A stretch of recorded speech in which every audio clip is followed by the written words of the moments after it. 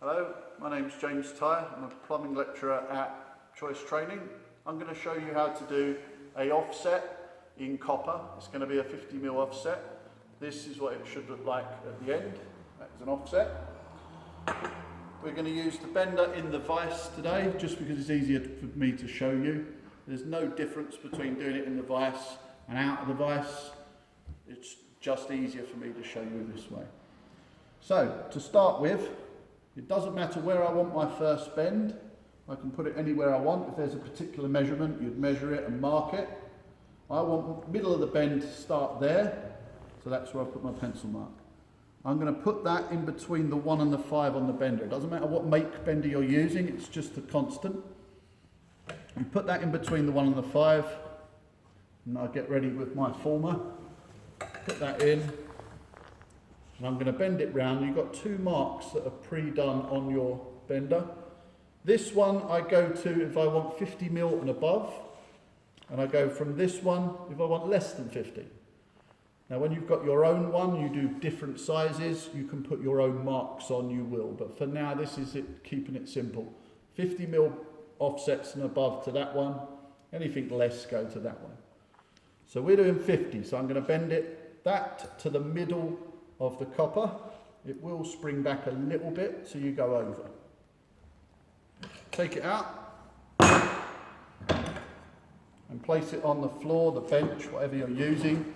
You keep the long bit to the right, and you will see why later. I scratch it with my former, and it will make the centre line appear as long as you keep that horizontal. And then I use this, it doesn't matter what you use, you could use a ruler, you could use the edge of a bench, you could be resting on a tile. I like to use this because I know I've always got it. I am going to do 50mm off the edge of this.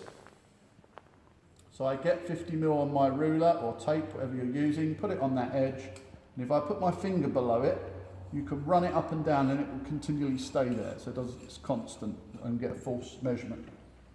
So I now go back to this.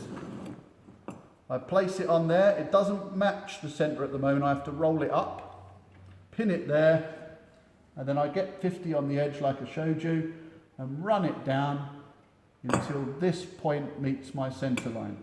And then I'm going to keep my eyes on that bit. If you've got someone helping you, they can mark it. Otherwise, keep your eyes on it, keep your eyes on it. Put my finger there and I'm going to place a mark. Now I'm going to do that again because it's always best to measure twice and cut once. So I'm going to put it up, put 50 back on there. Hopefully it will hit that pencil mark, which it does. If it didn't, I would go again.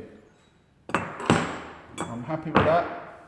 So I pick it up, turn it around. You can see my pencil mark is at the top, which is why I kept that long part to the right.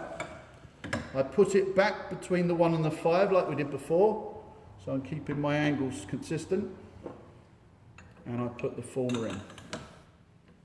Now this bit is very crucial. A lot of people forget this bit. They're going to get it 50, but this is going to be wonky. You must keep it. If it's out of the bender, I can look down it nice and easy. Because it's in this, I'm going to use a ruler, put it across there, and I need this bit parallel with that. Very important, this bit.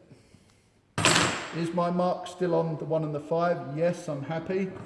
Just double checking, as we said before. It's quicker to double check than it is do it all again. Now I'm going to bend it round so that meets the middle just like before. And that will be a perfect 50mm set.